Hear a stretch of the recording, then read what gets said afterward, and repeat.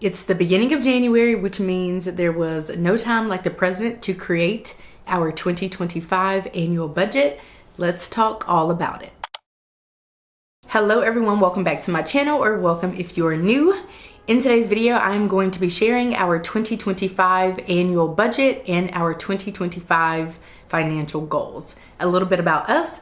We both work full-time in the public education system. We are child-free. We do have a dog. We have 3 vehicles. One has a loan attached to it, so one is financed. And we're just a pretty chill guy and a pretty chill girl, I'll be honest. My husband doesn't really spend any money, but I do not mind to spend money whatsoever, especially on experiences. I live and die by an experience or just something new. I don't know. I'm into it all. But that's pretty much all that there is to know about us. Pretty simple people. We very much, enjoy running the streets because we like going and trying new experiences, new restaurants, all of that. I'm a social butterfly, very much extroverted, very much always somewhere and always doing something. But when I'm not, I am at home enjoying my mortgage and enjoying the life that I have created, which, by the way, we do have a mortgage, which I don't really need to talk about because you're going to see that in a moment. So I'm going to share with you our entire annual budget, how I have created it, why I have created it, what everything means, and then I'm also going to share some of our financial goals. By some of them, I mean the ones that we have come up with thus far, not any that are hidden, just ones that we think we are aiming for. So let's go ahead and jump into it. I am going to be using my handy dandy iPad, which I use to navigate life as a whole, and we're going to dive into it. So this is our 2025 family budget. Let's go ahead and start over here with income. So I have a full-time job. I get paid bi monthly. My husband has a full-time job. He gets paid bi monthly. We do have business, like a social media business, and we have side hustles, and we get paid from those sporadically. So I just put monthly for the pay dates. Our paydays never change unless there's a holiday. So I could put those on here, but that's not that important. Additionally, sometimes we will get some kind of random income, like sometimes I get mileage from work, which could be included as part of my full-time income, but it's kind of sporadic, I feel like, and it's really not that much. And so I don't know, it just kind of comes when it comes.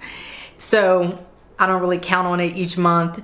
And then also we get bonuses occasionally and stuff like that. So that's kind of what makes up our income. I have our income written out from January until December with the base pay. I do not have any bonuses, mileage, side hustle income, any of that. I just have our base pay as part of our income. So that's going to be $6,500 for the both of us every single month. I do not like to fluctuate it. I don't want it to, I don't know. I'm not a pessimist, but I very much like to prepare for the worst case scenario. So instead of, like, I know in January, we normally bring in a lot of money, racks, but I'm not putting that on here because we haven't made it through January. I don't really know. I know I have some sponsorship money coming in, thousands of dollars even, but I just really don't concern myself with trying to budget for anything beyond $6,500. So $6,500, honestly, unless we get some new fancy, even then, if we get new jobs, we're probably just going to contribute anything additional to retirement. That's pretty much what has been happening, or what we like to do. So I was gonna say, unless we get a new job, we're probably never gonna change our base income. But if we did get a job that paid like a lot more, obviously, yes. But otherwise, if I get a new job that pays $5,000 more, first of all, it's not gonna make that huge of a difference, because $5,000 across 24 paychecks isn't that much anyway, if you ask me. And then, yeah, I'd probably just go ahead and send that to retirement. So anyway, $6,500 all the way across here, which would bring our yearly net income based on this amount to $78,000. This means this has been the same for years, literally years. This means we got to figure out what we can do with our base pay of $78,000. If you ask me, we can do a lot. let's talk about what we're going to be able to do. By the way, I do have some notes. We do have to pay some kind of fee for $400 a month, but not for long. I think only like 6 months, or we can pay it all at once. I'm considering paying it all at once in January and not paying it monthly, because why? Also, my husband normally gets 2 bonuses per year. I will often get like 1 to 3. So I'm not accounting for that in the figures, but I just have that as a note. My husband is getting a graduate degree. Actually, by the time it's all said and done, he'll probably have 2 graduate degrees, and we are paying for that out of pocket.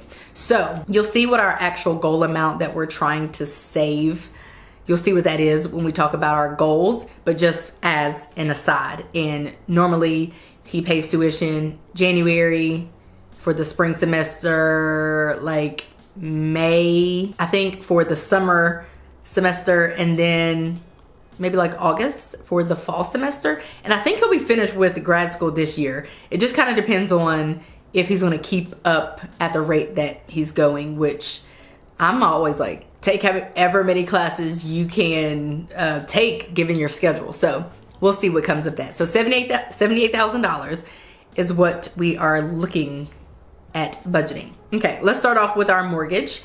Currently, that is due at $1,672.40. It often does go up after the property taxes are reevaluated around May, I feel like. So I don't know. The point of this too is I am trying to be cognizant of increases in some of our bills and such, but I don't really know if there will be one exactly. I don't know when it will be necessarily. So I am keeping that in mind, but as for the budget, I'm just budgeting $167,240 for the duration of the year. For security for our home, we are going to pay $52.14. So long as Vivint does not increase, that is what we are going to pay for the duration of the year. For pest control / lawn care, we're going to pay $80 even. We did just start that recently, maybe like a few months ago. So hopefully it stays $80 for a good bit. Electricity, I am budgeting $200 per month, which is dramatic because it's only really $200 or more during the summer months or the warmer months. We do live in Georgia, if I haven't mentioned that already. But I am just like, if I were to do budget billing as an example, our bill would probably be $150 to $200. So I kind of just do my own budget billing, if you will, my own, I don't know what you call this, but I kind of do it on my own. So I'm just going to say $200 per month. Additionally, if we were allocating for $200 per month, let's say 1 month our bill is $60, then we could just save that $140, keep it in an account, kind of like create a sinking fund for electricity, and then use those reserve funds for the months that we need them. That's kind of how I like to envision that. I don't actually create a sinking fund, but that's how it works in my brain. My cell phone bill is $131.05, and we pay our cell phone bills quarterly. So we have to pay them in January, we'll pay them again in April, pay them again in July, and pay them again in October. So we do have Mint Mobile, which I love, and that's what we do as far as cell phones. So mine is normally due on the 13th, and my husband's is due on the 24th. But realistically, they're due every 90 days, so it doesn't really fall on the 13th or the 24th. But for January, because I already have those bills, they're due on the 13th and the 24th, respectively. Internet recently went up from 80/30 to 85/30, which I don't appreciate. So I'm assuming it'll be 85/30 for the duration of the year. That is through AT&T. By the way, I didn't mention the electricity, and that is obviously Georgia Power. I don't think I mentioned the pest control lawn care, but the company is called, I truly don't know. I did not sign up for it. I wasn't bothered with any of that because I don't tend to our lawn what's the company called? I feel like the company is called like something with lawn in it. That's all I got free. Okay, for water/sewer, I am budgeting $85 per month, which is a little dramatic, similar to the internet. I simply do not know how much the water is going to be each and every month. There was a time that our water bill was like $36. Then there was for the whole year. Then there was a time where our water bill was like $45, then like $60. Currently, for January, it's $83 and some change. So I'm just gonna budget $85 for the duration of the year, with the expectation that some months it will actually be less. For cable, that recently went up. That's actually Sling TV. It recently went up today from $40 to $45.99. Sling TV, count your days. I have student loans. My husband has student loans. My student loans are actually on track to be paid off this year. They're currently in an administrative forbearance. My husband's student loans could potentially be paid off this year, but that's only if we really lock in. We did pay off 1/3 of his student loans. We were on, no, 2/3. We paid off 2/3 of his student loans. Then we stopped, bought this house, saved up a down payment to buy this house. Or we already had the down payment, but I guess instead of putting that money towards the student loans to pay them off, we put it towards this house. Then COVID struck the month after we bought this house. And then we were pretty much hoarding money, if you will, or just not trying to put money towards student loans. And then I think the loans were in a forbearance and there was no interest. And then he enrolled in grad school, which he's been in, working his way through for probably maybe 2 years or so. So that's where we are with my husband's student loans. Next up, we have life insurance for the both of us. We pay $42.19. I have a bill and my husband has a bill, but because we signed up at the same time, the bills come out on the same day. They are separate bills, but together $42.19. We used to pay Sirius XM on a semi-annually basis, but now we pay monthly, and that just started. So that's going to be due at $849 for the duration of the year, unless they raise the price, of course. We have one car payment that is due at $314.34. That's a locked in price. It will not be increasing. Netflix, we pay $6.99 for like the most basic version. We can watch Netflix on one TV. That is $6.99 per month. We have Peacock currently. We kind of keep Peacock for Bel Air, plus students and teachers get a discount, which makes it $1.99. So in the grand scheme of things, it's less than $2, but we really don't use it until a new season of Bel Air drops. So we could probably get rid of it. Amazon Music, we will not be getting rid of, nor Sirius. Like, there are some subscriptions I'm not getting rid of. One of them is Amazon Music. Plus, Audible is included. One Audible credit is now included with Amazon Music. That is due at $9.99 per month, unless we were to upgrade to the family plan, which would be $14.99. We kind of go back and forth. Our pet plan for our puppy, well, she's not a puppy, but to me she is, $63.55. That normally goes up in February, but hopefully it stays $63.55. Our HOA fees are due annually by the end of January. They are $200 flat, unless we have some kind of fee, of course, which we currently do. Our gym bill is due at $62. That's for the both of us. We have one credit card fee of all the credit cards that we have. One credit card fee that's due February the 18th at $95. That's why it's in the February column. Our auto insurance through Progressive is actually paid semi-annually. Oh, I think that's supposed to be the 11th. So I need to change that.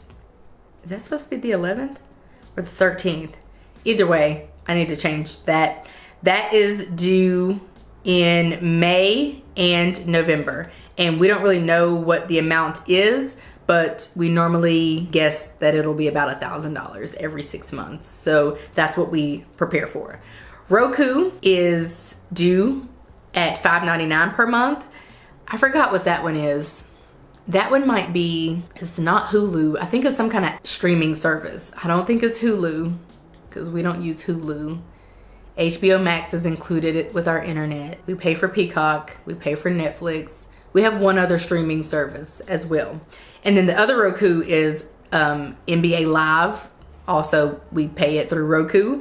And that's so my husband can watch all the Laker games. And that is $14.99 per month. For shopping, we tend to budget each month about $1,500. That is going to include gas for our cars, which there was once a time I was breaking down these specific budgets, but it's quite literally pointless because so long as we don't exceed this amount, that's all that matters. Gas for our cars, date nights, groceries, eating out. Although I haven't shared an update on this, but since we kind of went on a low buy last January, especially for eating out, and literally we almost didn't really go out to eat at all in 2024. We probably went like once a month. I will sometimes go with a friend or so, but like me and my husband, we really didn't go. And so far this month in January, granted, we're only like barely over a week into January, but we have not gone and have no plans of going. But anyway, eating out, that would be for like if we want to go to a concert or something, which would be a date night. This includes our own personal spending money. So like I just mentioned, I spend mine normally going out, you know, just ripping and running the streets with my friends. My husband, I don't really know what he spends his on, nor do I care for real, because he didn't care what I spend my money on, but that would be for personal spending. What else does one spend money on? Basically anything that is not a bill would come from the shopping budget. I will say at times it does seem like we need to increase that like a hair, like during the summer months when we're off of work, or around the holidays. Sometimes it seems like we need to increase that $1,500 every month for shopping. Again, we could stand to increase it each month during particular months, and sometimes we do, but starting out, I'm just going to budget $1,500. Let's talk about how much money is going towards each of these. So our mortgage is going to be just over $20,000 per year. Our security is going to be $625 per year. Pest control, lawn care, almost $1,000. Electricity, roughly $2,400. Our cell phones, $525 each. For internet, just over $1,000. Water/sewer, just over $1,000. Cable, $550. Life insurance, just over $500. Sirius XM, just over $100. Car payment, about $3,775. Netflix, about $85. Peacock, about $25. Amazon Music, about $120. Pet plan, just over $750. HOA fees. Oh my gosh. You know what I just realized? I accidentally put the HOA fees on every... Let me just turn you over here. I accidentally put the HOA fees on every month. Why did I do that? Okay, let's fix this because that's not right. And I fixed the progressive. Yeah, I fixed the progressive to the 13th. Okay, so moving on back to what I was saying. $200 for HOA fees annually. Gym, about $750. Capital One fee, $95. Auto insurance, roughly $2,000. Roku, just over about $70. The other Roku, about $180. And then shopping would be $18,000, which is a lot if you ask me. Was this the angle we were at? Whatever, it's gonna be our angle for today. That would bring our grand total that we're putting towards bills and expenses to $54,359.60. This one right over here. That's how much money we're spending on living each year. Which, if you think about it, I guess it's not too bad, but it is kind of like a lot, you know? And I think about, literally there are no student loan payments in here, just the car loan payment. So I think about, we would only, if we were able to pay off our car, we would only, not only, but we would just gain just shy of $4,000. But of course, if we were to cancel some of these subscriptions and things, then maybe. But maybe, you know, we do live in a brand new house, so there's that. But we got to have security for our house. We got to do our pest control and our lawn care. We have to like take care of the house. So the one sure way to get out of paying this much for existing is basically to live in an apartment or rent a house. That's what I have concluded. You cannot tell me otherwise. All I'm saying is a sure way to trim our living expenses drastically would be to live in a smaller house, or just a house that's not as expensive, or to rent. But anyway, moving on. I love this spreadsheet because it does my calculating for me. So if you go to total savings here for January in the C column, you see what remains, which is $1,786.55. I already told you in our January budget, our budget for January looks a little different. It looks like we're bringing in a lot of money, but that's only because we are pulling money from savings to pay for, like, we already paid my husband's college tuition, and that fee that I mentioned, we are probably gonna pull money from savings to pay for that. So it looks like we're balling out in January, but really we're not. And so anyway, for January, realistically, when we're not pulling from savings, if we were not pulling from savings, we would be saving, we are on track to save $1,786.55. And then, except for the months where we're paying car insurance, we are able to save about $2,000 each month, except for the months where we pay for car insurance. Those are lower. During those months, we're gonna be able to save about $1,250. But the total amount that we are able to save, should be able to save, if we stick to our budget, we already know that's our minimum income. So it's just a matter of no random expenses popping up and sticking to our budget, is $23,640.40. Now here's the gag. The gag is, let's say we save the amount that this spreadsheet is suggesting that we can save for January, February, and March, and even April. The gag is, in May, we're gonna have to pay my husband's college tuition. That's gonna come from this amount. So it's like we're saving, but we're spending as well. Let's say we decide to take a summer vacation again, as we do each summer. Well, that's gonna have to come from savings. You know, yeah, we're saving, but we won't end the year with $24,000 is what I'm trying to say.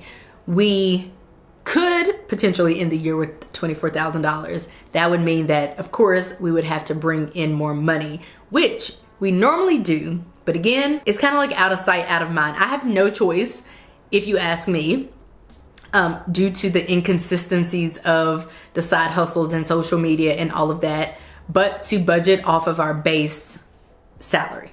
It just is what it is. You can't convince me otherwise. $24,000 sounds great in theory, but it's not gonna be $24,000. However, based on that figure and based on my calculations, I do know we will be able to save some money. And if that is the case, let me tell you what we are hoping to do with the money. So we're hoping to eliminate, we think we're hoping to eliminate our car loan. The reason why I think is because there is plenty more that we could do with the money. We could also like eliminate my husband's student loans. You know, there are other things that we can do, but let's talk about our car loan balance at the beginning of this year. As of January, the starting balance for our car loan was $8,542.26, which is cool. I love that for us. So if I subtract 29131, which is how much will be decreased from the balance each month, yes, we're paying $314.34, but not all of that goes to the principal.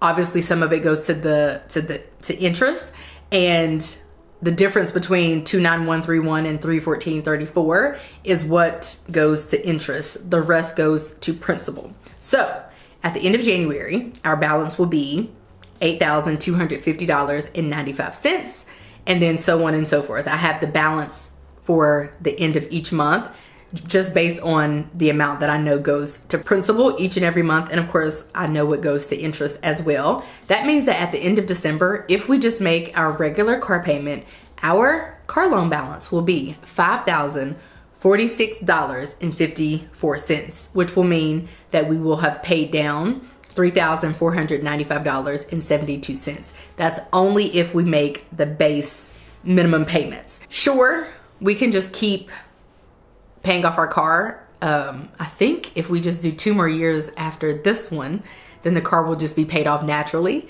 because it's a 6-year loan and we've had it for 4 years as of January of this year. But we can just pay off our car at a slow rate. But if we wanted to get rid of the car loan altogether, then we could do that, because I know for a fact we will have saved $5,000. We will have retained from the $24,000 at least $5,000. So it's very much giving we should probably pay off our car this year. Like, I feel like that's something we should totally do. To me, that sits right with my spirit, but we'll see on that. Anyway, for our financial goals, we are looking to invest 15% of our paychecks each and every month.